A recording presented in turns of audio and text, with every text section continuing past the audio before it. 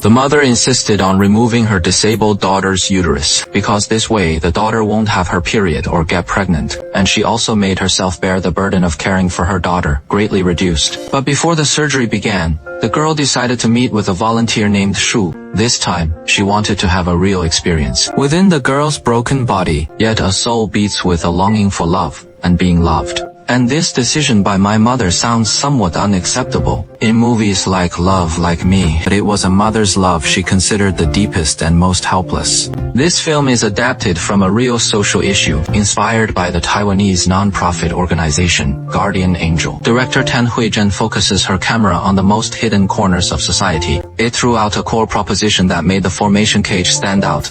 When a person's body is disabled, should his right to love and to be loved also be stripped away? Amy is a patient with cerebral palsy. Because she was born expecting to wear a mirror, she missed the best window for rescue, resulting in lifelong paralysis in a wheelchair. Even if he says a complete sentence, he must use all his strength. It is even hard to control her saliva, but in Amy's world, his soul is alive. He loves beautiful clothes. He loved painting and could even earn a little living from it. She didn't want to be anyone's burden. She longed to love like an ordinary girl. Go be touched. In her mother's eyes, this desire was extremely dangerous and unacceptable. Back then, her mother once wanted to throw her into a trash heap. Finally, gritting her teeth, she picked it up again. He poured half his life into raising her.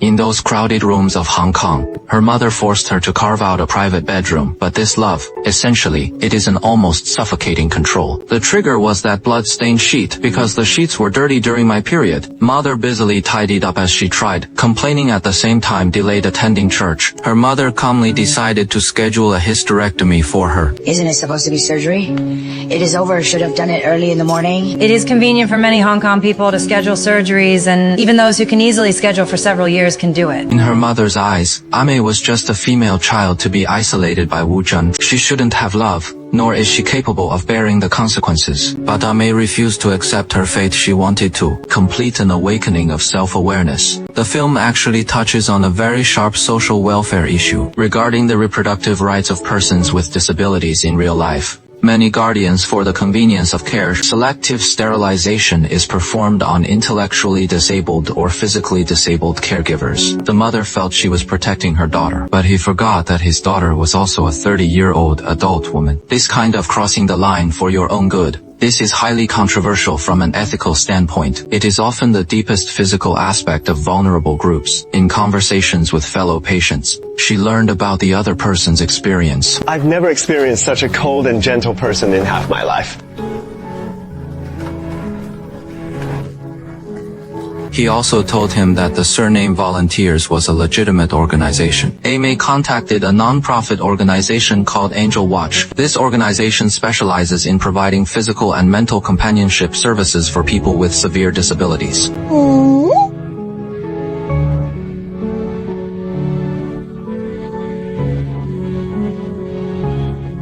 On the day of service, the person in charge, Eva, gave Amy a beautiful dress. This was the first time in Amy's life she had worn such clothes. When the door was pushed open, the person who walked in was a man named Jan. Jan didn't show the disdainful expression Amy had feared. She first took off her coat and took off her mask, revealing a bruised face. She noticed the disability in Amy's right hand. He naturally extended his left hand. He gently held hands with her. Amy blushed and handed over a crumpled note. On it were crooked writings of her humble desires, holding hands, hugging and kissing. When Jan leaned in to kiss her, Amy's long-standing tension in the body, but due to extreme nervousness, she erupted into violent convulsions. Her limbs twisted, showing an ugly state that even she found embarrassing. But Jan just laughed heartily.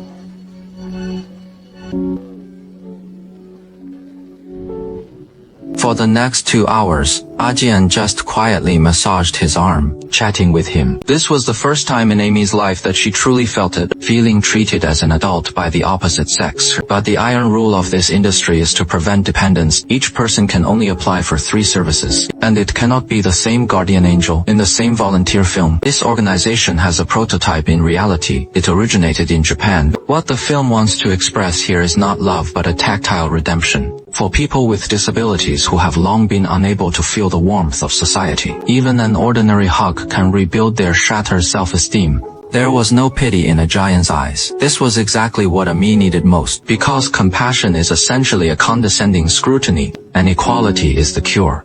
Actually, a giant's life was completely rotten. She was a gambler doing odd jobs in the kitchen, racking up debt at high interest. She once had a bright future, but was paralyzed after her older sister was in a car accident. Having to take care of his sister full-time is an extremely proud person. He couldn't stand his life becoming a pile of dry mud for his brother, so he kept committing suicide. A giant saved him time and again. Until that late night when my sister swallowed an entire bottle of sleeping pills. Complete liberation. His sister died, and a giant's soul was lost along with it. He felt like a jinx, only bringing pain to his family, until he met a May.